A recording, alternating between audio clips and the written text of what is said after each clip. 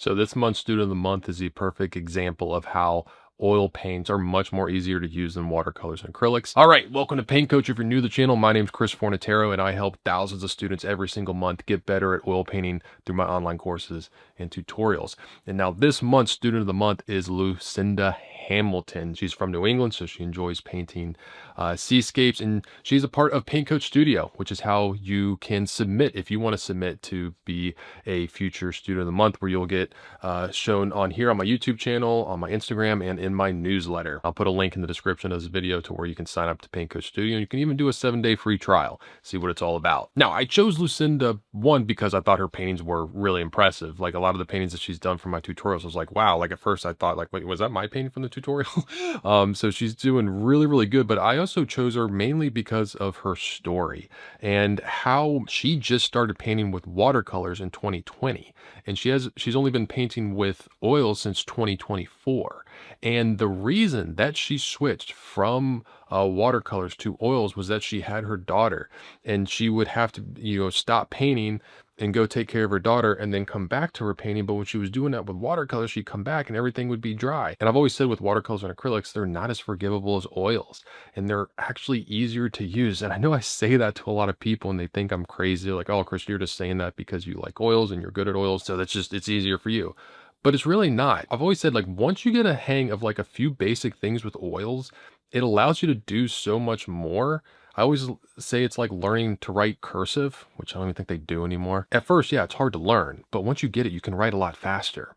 And so she switched to oils, saying like, man, it's so great because I could, stop painting, leave, come back, and the painting's still workable. Like, I can still change things and move things and manipulate the paint on the canvas. I just really liked hearing that. And I also like that she said that one of the main things that she's enjoyed learning inside Paint Coach Studio were the lessons on composition and value patterns, because I know that might not be like the flashiest and like fun looking thing to learn with landscapes. Like, a lot of times people just want to jump in there and just, start slinging color everywhere and painting mountains and trees and rivers and all that. But the fact that she said that she enjoys the composition aspect, I was like, okay, that's key. Like, that shows me like you're going to go far here, because that's really what makes a landscape painting work.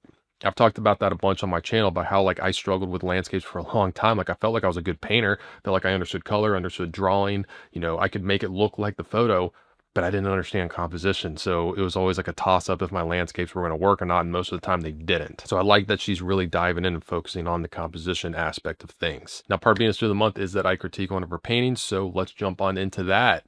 And I thought it'd be fun to do this one, which is not from a tutorial, and it looks like a New England seascape type scene, but I'm going to do it without even looking at a reference image. And I wanted to do that to kind of show you how much of landscape painting is bringing your own knowledge to the landscape and not relying just on copying exactly how it is.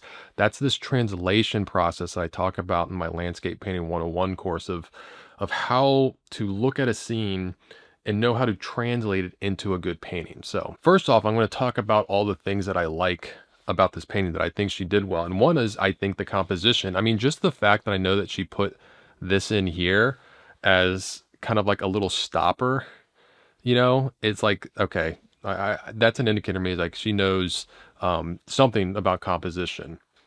Also, when I look at like the major shapes here, kind of this big shape, the shape of the water, the big shape, well, I'll probably just group in that wall too, of these rocks, and you got the sky and this. The scene can be broken down into 1, 2, 3, 4, 5 simple shapes. Okay, well, 6 simple shapes. And the fact that all of these are different in size and shape is a good thing. The only thing I would watch out for mainly is, I think maybe this shape and this shape are a little too similar, but everything else is looking good. So I'm like, okay, I like that she was able to, simplify to simple, clear shapes. Another thing is that I feel like she has a very clear focal point. I like how, let me put this into black and white. I always say like a good way to create your focal point and have it be the areas of highest contrast. And so you have this lightest light touching or surrounded, even better, by this darkest dark. And so your eye immediately goes there. It's pretty much the only place in the painting that is happening. I think all of this, I would have wanted it to be pushed a little darker. I'll get into that in a minute. Just so this isn't competing with this light-wise. So I really like that she has that focal point. That's really good. Also, actually, let me put that back in black and white. Look how dark her trees are. I like that. Even the lights, because so there's highlights there. It looks like it's getting hit with light, but they're darker. A lot of times students will push the light side of trees way too light, and that's perfect example of how you don't need to do that. So she's doing a lot of good things here. She definitely has a good understanding of color, and is doing good with composition. So here I went in Photoshop and just like really quickly made changes that I would make. And so I'm going to explain that. I will start with the trees. I do think, even though I just got done praising her for doing the darks of the trees, I do think she could have pushed the light a little bit more here. And also, I think she was just trying to do too much with the trees here. And there's just too many brush strokes, too much going on. And just, I know that the light is coming from above. I can kind of just tell that just by kind of how these are lit or the shadows. Like there's no distinct long shadows. So I'm pretty sure that it's coming from above based on kind of how she lit everything else. And so I know that the lightest part's going to be at the top here. So I don't want any darks at the top of these trees. And whenever I'm doing light on trees, I always say, imagine if it's like water. In the water, the rain comes and it goes, psh, like the rain's going to come down, it's going to hit this and it's going to spill off of it. And that's kind of how you shape things. And a lot of times you don't need many color variations in trees or just bushes or foliage like this. Like I know you might see a lot in there, but a lot of times less is more. And kind of all you need is 3, maybe 4 values. You know, you have, say like a shadow color, like something like that. Whoop. You got like a shadow color. You got a light. Whoop. Should be on top. And then maybe you have, and then also you have like dark accent, kind of the deepest little parts. And with that, you should be able to, you know, communicate foliage pretty well. So there's that. Also, probably the biggest thing that I did here was this whole section. And how I still got it look like it's getting hit with light. I might have been able to push this maybe a little bit lighter. Just in some areas.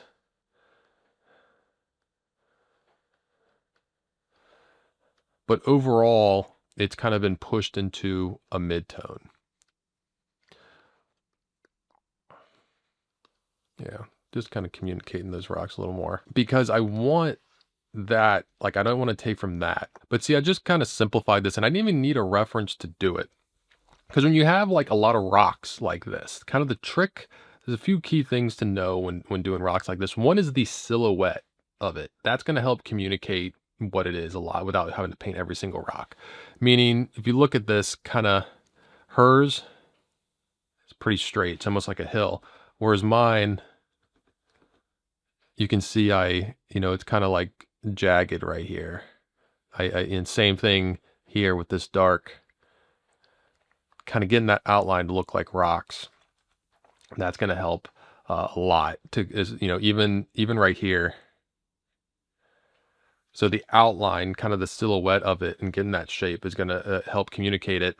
And what I did was I first just put down like this darker tone. I laid that down first, and then I put a little bit lighter with slightly smaller shapes, and then you saw me just put in that kind of lightest. Then I go in and I pick out clear dark shapes, kind of the areas of the dark. I could see, from her putting this in here, I could tell like, okay, there was something going on. Like this was probably, a change in plane and it was getting shadowed more. Another thing to pay attention to that I see her doing is I see a lot of the same size brush strokes here. A lot of the same size. And you want to try and avoid that, especially with something like rocks, because all rocks are all different sizes and shapes. And I know it can get tempting or you don't know what to do. And so you kind of go in there and you just start trying to communicate a large quantity of something. So watch out for that. And I think overall, I think she's trying to do a little too much with certain areas. Another one is this wall, like all these little bricks and stuff. And I think what's more important is what I did here is just making sure this is dark, making sure it's light to communicate the form. You can come back later, it's hard in Photoshop here, and put little indications here and there to kind of break it up and make it look a little more like stone if you want. But in the grand scheme of things, it's not super important to like communicate every little stone in this little wall that takes up such a little sliver of the painting. So there's that as well. The ocean, I don't know, I felt like just trying to kind of do a little too much in this gradual. I know it's changed, but just kind of keeping it a little flatter. I mean, maybe I could have had it get a little bit warmer or something as it got closer to the shore, something like that. Another thing I did was I took out this beach here. I just felt like it was too much of a tangent. If you got the water and the beach perfectly hitting, like just all the things that are kind of perfectly merging here. You have this line merging there on the bush, on the beach, and it just seemed like a little too much. And just sometimes you got to kill your darlings, as they say. And I kind of just covered it up like that. Now in the sky, I know that like clouds, like the bottoms of them are going to be flat. So I kind of just communicated that a little more clear, and kind of same with the bushes. I communicated the form, shadow on the bottom, light still coming from the top. It's kind of simplified those. Also with the sky, there's just kind of too much going on, just kind of simplified it, to make it seem, have it sit in the distance, and just be more of a supporting player in this scene here. And so you can see, like, without even having a reference, just what I know about composition, landscapes, and translating, I was able to critique and improve this painting. So just let that be a lesson to you of filling yourself with knowledge on how light works in a landscape, how certain things are. So when you go out, you're better able to translate what you see. All right. So if you want to see more of Lucinda's work, you can follow her on Instagram at Lucinda_paints, or check out her website at lucindahamilton.com. And again, if you want to become student of the month, then join Paint Coach Studio. I'll put a link in the description where you can try it free for 7 days. If you want to see quick minute-long lessons on painting, I got those on my Instagram at Forza43. I'm Chris Fornatero, here telling you to go get painting.